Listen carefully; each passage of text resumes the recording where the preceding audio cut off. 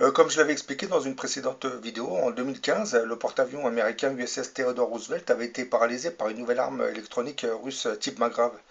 Il avait dû aller se réfugier près des côtes britanniques en attendant sa remise en état, la remise en état de son système électronique.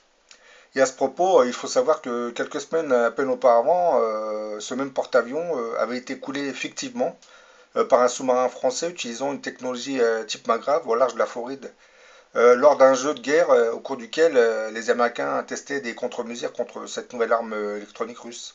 Bah, il faut croire que les Américains n'ont toujours pas trouvé de contre-mesures, hein. Bah, Magrav, comme je l'ai expliqué, c'est le diminutif de magnétisme et gravitation. Lorsqu'un avion utilise cette arme, en fait, il projette une onde gravitationnelle générée par un système d'anneaux circulaires dans lequel est produit un champ magnétique. Bah, c'est la superposition des champs magnétiques produits par les anneaux qui fabriquent la fameuse onde gravitationnelle. Là, sur la vidéo, vous voyez, c'est un petit générateur Magrav, hein, mais bon, ça ne correspond pas à l'arme russe, hein, c'est juste le générateur, ça. Et là, vous avez trois anneaux, et ces trois anneaux génèrent un champ magnétique. Et la superposition de ces trois anneaux génère en fait la fameuse onde gravitationnelle.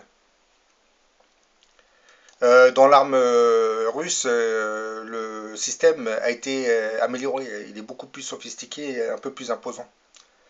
Euh, il faut comprendre que le 17 avril 2017, le président Poutine a récidivé et a décidé d'envoyer un avion près des côtes de l'Alaska. Et cet avion, un bombardier, a utilisé une nouvelle fois la technologie Magrav pour neutraliser les installations américaines dans les côtes de l'Alaska. Bah, ce système de guerre électronique, appelé Kibini, aurait paralysé une partie des défenses américaines en Alaska. Un bombardier stratégique Tu-95 équipé de l'arme Magrav a volé au bord de la zone de défense aérienne du NORAD en Alaska.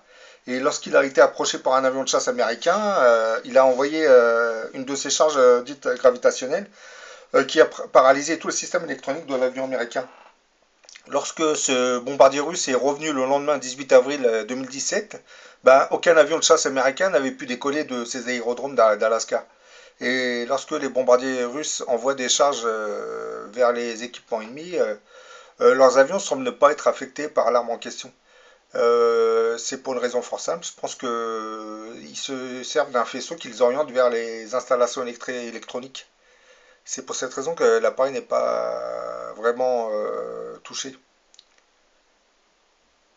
Bon, comme vous le voyez, hein, les Américains n'ont toujours pas trouvé de contre-mesure, hein.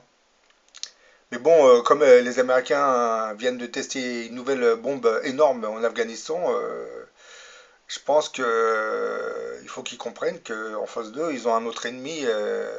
Alors, quand je dis ennemi, c'est entre parenthèses, hein, parce que bon, personnellement, les Russes, c'est pas des grands ennemis, hein.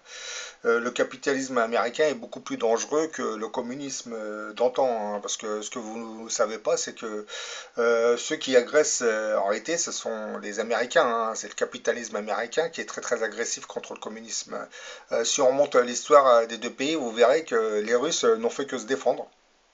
Et c'est pour cette raison qu'ils ont dû renforcer leur stratégie et leur sécurité.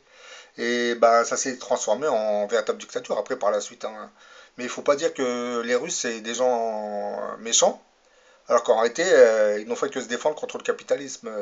Bon, je dis pas que le communisme, c'est l'une des meilleures idéologies, hein. C'est une idéologie déjà qui est athée et qui empêche les gens de croire à une religion. Déjà, c'est un gros défaut. Et le deuxième point, ben, c'est un régime qui tend toujours vers la dictature, hein. On dit que c'est le pouvoir qui est donné au prolétariat, mais non, ça finit par être centralisé par le Politburo et ensuite on contrôle tout le pays, hein, d'une main de fer, hein. Bon, je pense que les Russes risquent de tester une nouvelle fois leur arme, mais bon, il y a de grandes chances que les Américains trouvent le moyen de contrecarrer cette arme. Bah, moi, personnellement, comment contrecarrer cette arme? Je pense souvent à l'homéopathie. Mais bon, j'en dirai pas plus, hein. Allez.